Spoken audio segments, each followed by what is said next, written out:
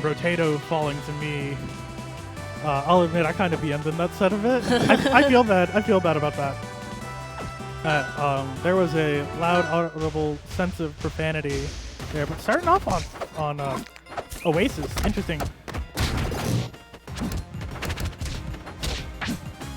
But like, it's just been interesting to see Anansi. He has this like kind of aggro play style, but also really likes to camp center stage and put Lily there. Normally something you don't see a lot of Maples do, but in this scene, like in this environment, it works out pretty well. Yeah, for sure. And I remember Anansi coming up to me saying, "You're my bracket demon," and I don't blame him because Maple Force is not fun. But hey, yeah, the playstyle worked pretty well against me, so I'm curious to see how it will work out against Brotato. I mentioned this earlier, I was playing Anansi earlier. I don't know if he just wasn't fully warmed up or something, but was going for just a lot of re-wraps and stuff, but throughout the course of this tournament, seeing him be a lot more precise with the wraps and the strongs that they're going to catch and take Anansi's first stock. Good stuff from Brotato there. Yeah, but honestly, with trying to get a little bit more extra credit here. 63% on the board for Brotato. Very doable to come back, especially for a character like Kragg. And, you just get hit by like one bit of shards and a dash attack. You take 20% from that. It's crazy. Yeah. That's part of the reason why Kragg is never ahead or behind. Nice pair and a Lily. And I'm honestly glad to see that Anansi isn't really too affected by the Lily changes at all, because, it's so easy to just reseed your opponent as Maypul. Now, despite that, the position Anansi is putting Lily in, it leaves it vulnerable to getting just walk up parried. Yeah. Not only does that deny his stage resource, but then that just gives the opponent involved. Charge potentially saving Anansi there. Yeah. That looked like it would have been the stock if Rock wasn't there. Brotato getting a nice little edge guard going. That fair is not going to take a good DI from Anansi. That up smash will take it. Yeah, there's where I was talking about. Kind of putting Lily in that center stage position. It might be good if you have the stage control, but as soon as you lose it, your opponent's just going to get free involved. Yeah. Granted, it is something that like you can kind of maybe play around, but still. Ooh, nice ledge cancel. Yeah, nice ledge cancel from Brotato there.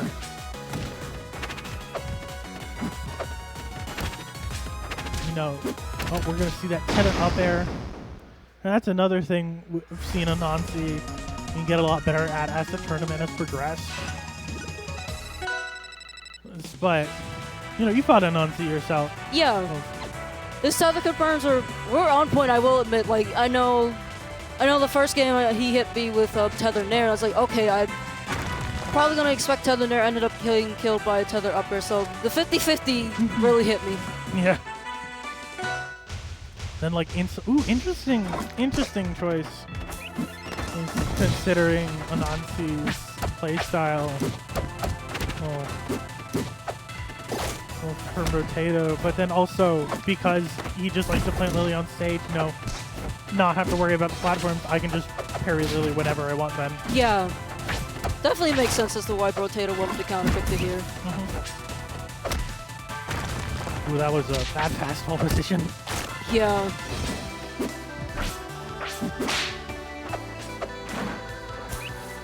Interesting choice. This may have been an misinput there for that side special.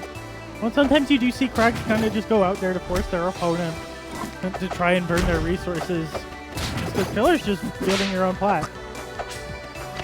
Yeah. Ooh, Lily potentially Lily just gonna go ahead and give Brotato a little bit of stage control back. Very even game so far, but minute in and Brotato finally taking that first stock. Doesn't choose to go for the tether there. Yeah, very interesting. We just got finished talking about how like Anansi's tether confirms were on point today, but it's fine. He ends up finding the raw fair and just take that stock. Quick 40% from Brotato, they're going to put Anansi on the back foot. And when you do kind of play like this more stage control oriented play style, when you are at a percent deficit, you're just kind of forced to approach your opponent. Yeah, but that goes against your play style, so you'll be a little out of your element. But Anansi making me put my words back in my mouth is he quickly takes the lead.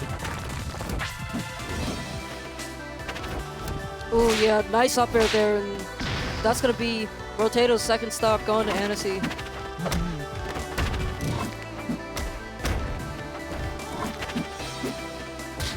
Oh.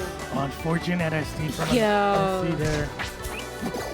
Well, but the parry might be the start of something. Unfortunately, Lily, it's just they remember me and stabs Brotato right in the back. Bears are doing so much damage. That down from the head. We're going to see this Heather. We are, but no punish from it. And as Anansi gets a punish of their own. Fortunately, he's thrown back off stage, but does manage to find his way back. This is a very back and forth game right now. Yeah, this is anybody's game. Just as I say that, Brotato just gonna go ahead and take it with the up strong again.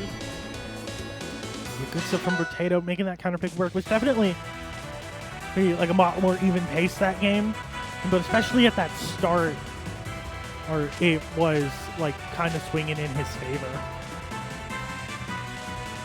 Yeah, but actually the counter pick is gonna end up working for Brotato. We go to Neil Julesville for game 3. So we got the palm music in the house. We love to see it. One of the best musical tracks in this game. Oh yeah, the Workshop 4 music is incredible. Shout out to Reza for. Oh, we're gonna see a double parry there. They're not gonna lead to too much, but Anansi does take the early game stage control. He's kind of able to walk all over the Brotato. Unfortunate rock placement, but does manage to make it back. Yeah, that was a really good rock placement there from Brotato. Anansi was able to be ready for it though, fortunately. And he goes for it again.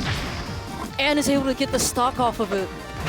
It's smart noticing Anansi's recovery habits of kind of just preferring to go for that up air. And having that vertical obstruction there going to disrupt those habits. Potentially let Brotato take the stock like we saw. Oh! Unfortunately, in the SD, that's going to give Brotato so much momentum going forward. Yeah. Anansi not letting it keep him down for too long as he takes that first stock. Yeah, Brotato was in a little bit of an awkward position to get wrapped, but eventually Anansi was able to follow up off to take the stock. They're going to get a parry. It's going to do a stock. It's not, as Anansi does find an opening. Unfortunately, it's a little too low in the air as he gets hit by that side special. Not going to see the wrap quite yet. And there we go. Putting Brotato in not too good of a position, but does manage to find his way back to stage. Oh, nice up air out of the pillar. That's one of the downsides of Kragg pillar. You can leave you minus at points. Yeah, and you know, not many people remember or even know that you can up air out of Kragg pillaring you. So that was very great awareness by Anansi, and he's going to try and turn things around, hopefully force a game 4. That's where we're going at the very minimum. Whoever takes this game is going to have so much momentum as Brotato does it off of that parry punish. And so Anansi might have a counter pick, but if this does go to game 5, that's going to be a counter pick in Brotato's favor. And that's huge. You see that comfort stage, you're golden. And you know, when it comes to like picking stages in this game, it's more about comfort picks than like matchups. You know, just play where you're comfortable going to. There's a few stages, namely when it comes to stages, bans are the most important. Because knowing what stages your opponent is good on is going to be what, like, you can shut down those options for their counter pick, and maybe you can shut down their comfort pick based on their character. Yeah, but as we see, we are going to Ether High for game number 4. And I I want to say Anansi took me to this stage in our set, so makes sense. This might be a counter pick, but also this is a very good Kragg stage. Kragg just likes triplats. Yeah. He loves triplats. And especially if you can get an up air string, and you can just snake your opponent to that top flat and kill so early. It wasn't necessarily one of the early kills I was talking about, but still that up tilt up air confirmed on that top flat. Very nice to see from Brotato. Yeah. And, you know, I have yet to see like Kraggs make use of the up tilt buff that he got. So that was one instance of it, I suppose. The hitbox adjustment, or yeah, I think it was a hitbox adjustment. I don't remember there being a up tilt buff in the patch. I'll check the notes later though. But still, Brotato sitting very comfortably right now with 73% extra credit on the board. In that awkward percent where Maypul really has to throw herself out there to get a kill. Kragg time, baby. But good tech awareness on that down air. Brotato expecting Anansi to side B in there, but gonna punish him. No, not punish him. Just gonna find the kill. Amazing chase off of that down air. And Brotato sitting very comfortably on the verge to potentially take this game.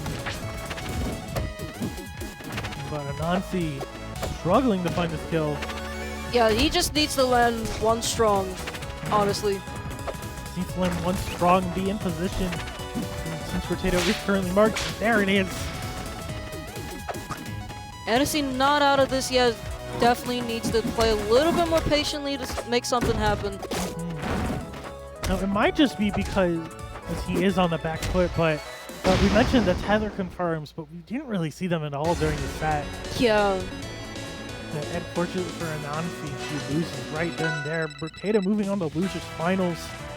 As Anansi is out at 4th place. Congratulations to him. Yeah, big congrats to him. I am up next, so I will leave this to you. I hope you have fun commentating. Good luck, good luck.